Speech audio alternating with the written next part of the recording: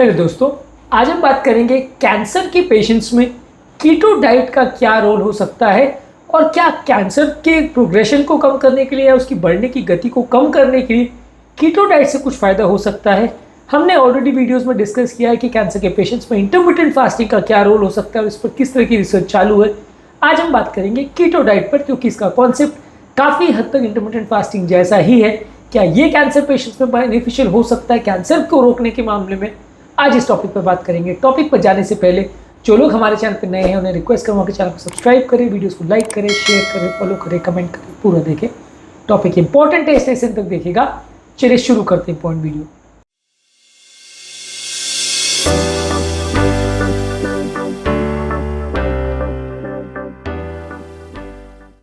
सबसे पहला देखिए, कीटो डाइट और इंटरमिटेंट फास्टिंग दोनों का यही कॉन्सेप्ट है कि बॉडी में कार्बोहाइड्रेट बहुत ज़्यादा कम होना चाहिए, बॉडी में इंसुलिन नहीं बनना चाहिए।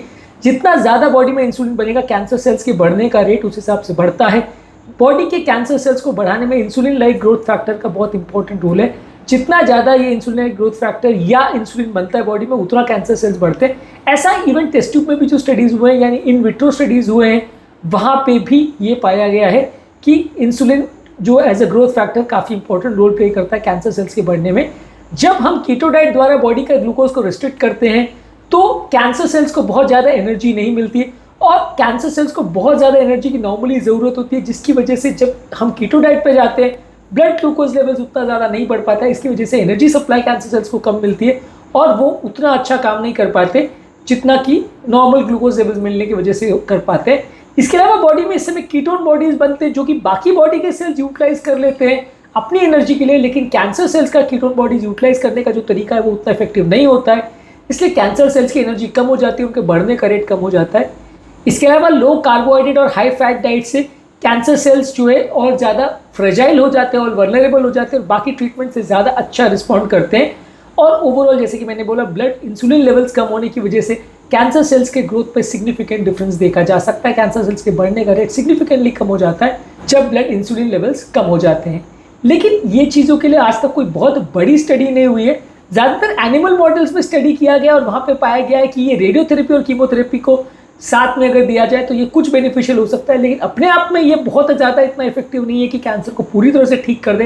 ये इतना इफेक्टिव नहीं है। आप बाकी सब चीज़ों के साथ इसको एज अ एडजंक्ट या एज एन एडजुवेंट यूज कर सकते हो। इसको आइसोलेटेड ऐसा नहीं कर सकते कि कीटो डाइट लिया पूरा कैंसर खत्म हो जाएगा, ऐसा बिल्कुल नहीं होने वाला। आप उसको बाकी थेरेपी के साथ यूज कर सकते हो। इसके अलावा कुछ brain tumours, breast cancer, prostate cancer में इसमें थोड़े बहुत रिजल्ट्स देखे गए, इस पर स्टडीज हुई है। ब्रेन ट्यूमर्स में भी ग्लायोब्लास्टोमा पर स्टडी हुई है, लेकिन ओवरऑल अभी तक इस मामले में एविडेंस बहुत ज़्यादा नहीं है और इस मामले में बहुत क्लियर कट स्टडीज़ नहीं है। ऑब्वियसली कैंसर के पेशेंट्स को इतनी स्टडीज़ के लिए अवेलेबल नहीं रहते हैं कि आप उस पर एक्सपेरिमेंटल थेरेपीज़ और डाइट्स वगैरह का प्रयोग करें। और कुछ और इसमें प्रॉब्लम्स या इश्यूज़ या हेल्थ रिलेटेड प्रॉब्लम्स भी हो सकती है, जिसके बारे में आगे बात करेंगे। वो सब कारणों से इस पर बहुत ज़्यादा अभी तक रिसर्च नहीं हुई है, लेकिन हाँ ये है कि आप बाकी थेरेपी के साथ इस कॉन्सेप्ट को अगर यूज़ करो तो शायद फ़ायदा हो सकता है। अब बात आती है प्रॉब्लम कहाँ होती है। सबसे बड़ा प्रॉब्लम यह आता है कि कीटो डाइट वैसे भी थोड़ा न्यूट्रिशन डिप्लीटिंग होता है, क्योंकि बहुत सारे जो फैटी फूड्स होते हैं वो बाकी न्यूट्रिशन उतना नहीं देते, यानी उसमें विटामिन मिनरल जो प्लांट बेस्ड डाइट में ज़्यादा मिलता है वो उतना नहीं मिलता है। और जैसा कि हम जानते हैं कि कीटो बेस्ड डाइट में ज़्यादातर आपको एनिमल फूड पे गुजारा करना पड़ता है, क्योंकि इतने प्योर फैट्स जो हैं वो प्लांट फूड्स में उतने नहीं मिलते हैं। तो ज़्यादातर हम सारी सब्जियां, सारे फल, सारे ग्रेन्स बंद हो जाते हैं, तो इसकी वजह से आपको न्यूट्रिशनल डेफिशिएंसी होने का चांस ज़्यादा होगा। इसके अलावा पेशेंट को कई बार टॉलरेंस उतना अच्छा नहीं होता। कीटो डाइट को कई लोग टॉलरेट नहीं करते। कई बार जब बॉडी कीटो डाइट पर जाती है तो जो मेटाबॉलिक स्ट्रेस होता है उसको कई लोग टॉलरेट नहीं कर पाते। कीटो फ्लू भी कई बार होता है, तो इसकी वजह से हर व्यक्ति के लिए सूटेबल नहीं होगा। इसके अलावा जब भी आप कीटो डाइट पेशेंट को कराते हो तो प्रोफेशनल डाइटिशियन और प्रोफेशनल हेल्थ केयर प्रोवाइडर्स की प्रॉपर सुपरविजन की आवश्यकता होगी, तभी आप इस कीटो डाइट को पेशेंट को करवा सकते हो, नहीं तो आपको बहुत अच्छे रिजल्ट्स नहीं मिलेंगे।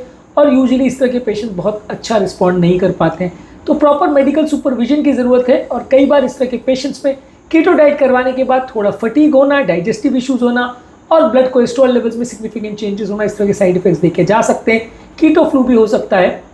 ये सारे कारणों की वजह से कीटो डाइट बहुत फर्स्ट लाइन थेरेपी जैसे यूज़ नहीं होता।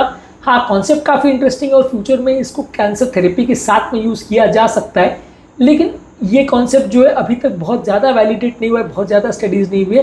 तो इन फ्यूचर भले ये कॉन्सेप्ट काफ़ी वोग में आ सकता है और बहुत सारे लोग उसको यूज़ करें और रिकमेंड करें, ऐसा हो सकता है, एज ऑफ नाउ ये कॉन्सेप्ट के हिसाब से अच्छा है, लेकिन प्रैक्टिकली ज़्यादातर पेशेंट में अभी यूज़ नहीं हो। तो ओवरऑल कंक्लूजन ये कि कैंसर के पेशेंट्स में कॉन्सेप्ट वाइज कीटो डाइट एक अच्छा तरीका है जिससे हम कैंसर सेल्स के बढ़ने के चांसेस को और उसके थेरेपी से रिस्पॉन्ड करने के चांसेस को इम्प्रोवाइज कर सकते हैं। लेकिन एज ऑफ नाउ इस पर बहुत डेटा अवेलेबल नहीं है और बहुत कैंसर्स में बहुत तरह के स्टेजेस में इसकी कैसी यूटिलिटी है उसके बारे में स्टडीज़ नहीं है। इफेक्ट साइड इफेक्ट्स पर भी बहुत डेटा अवेलेबल नहीं है, इसलिए हम हर पेशेंट में रिकमेंड नहीं करते हैं। पर फ्यूचर में इस मामले में और जब रिसर्च होगी तो शायद ये कैंसर पेशेंट में और ज़्यादा कॉमनली यूज़ हो सकेगा। आज के टॉपिक में हमने एक अलग कॉन्सेप्ट पर बात करी, हमने कैंसर पेशेंट्स में कीटो डाइट के एडवांटेजेस और डिसएडवांटेजेस पर बात करी कैंसर के प्रोग्रेशन को कम करने के हिसाब से। उम्मीद करूँगा कि आज के टॉपिक में कुछ नई बातें जानने को मिली होगी। कैंसर पेशेंट में इंटरमिटेंट फास्टिंग का क्या रोल होता है और वेट रिडक्शन का क्या रोल होता है, इस पर ऑलरेडी हमने वीडियोस की, इनको जरूर चेकआउट करें। उम्मीद करूँगा कि आज के टॉपिक में कुछ नई बातें जानने को मिली होगी। जो लोग हमारे चैनल पर नए हैं उन्हें रिक्वेस्ट करूँगा कि चैनल को सब्सक्राइब करें, वीडियोस को लाइक करें, शेयर करें, फॉलो करें, कमेंट करें, पूरा